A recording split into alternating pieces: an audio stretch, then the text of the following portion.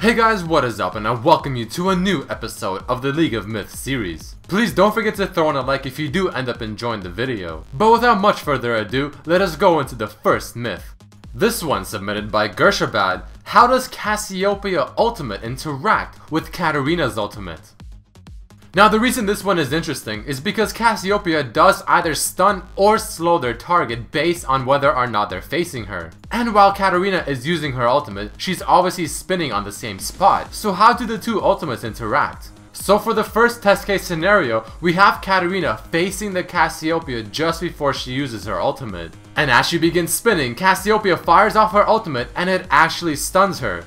In the second scenario, Katarina is facing away from the Cassiopeia and begins channeling her ultimate. And this time, Cassiopeia's ult only slows the Katarina, not stuns.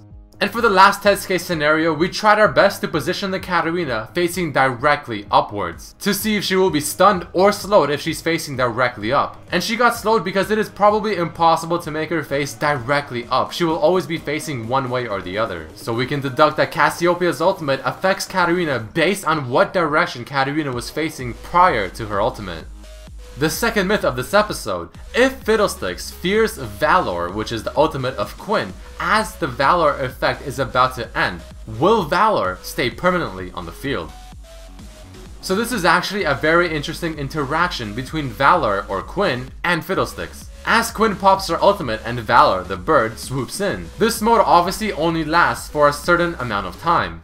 And if I skip ahead just a bit to right when the ultimate is about to finish, you can see the Fiddlesticks fears me as the ultimate was ready to finish and bring Quinn back on the field. But instead it actually disrupts that whole effect and Valor is able to stay on the field for as long as she wants. This is actually a pretty interesting bug. And you can be Valor for the rest of the game using all of her abilities. You can level up and level up the new abilities as well, and you can switch back to Quinn quite literally whenever you so choose. The third myth of this episode submitted by Kyle: if Braum recalls with his shield up and blocks an ability, does it stop his backing animation?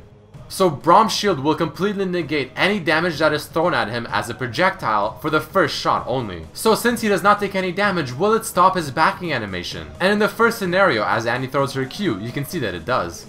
But does it interact any differently if the ability used is not a target but rather more of a skill shot? So in this case we used Annie's W and it still interrupts it, even though he's not taking any damage from the ability.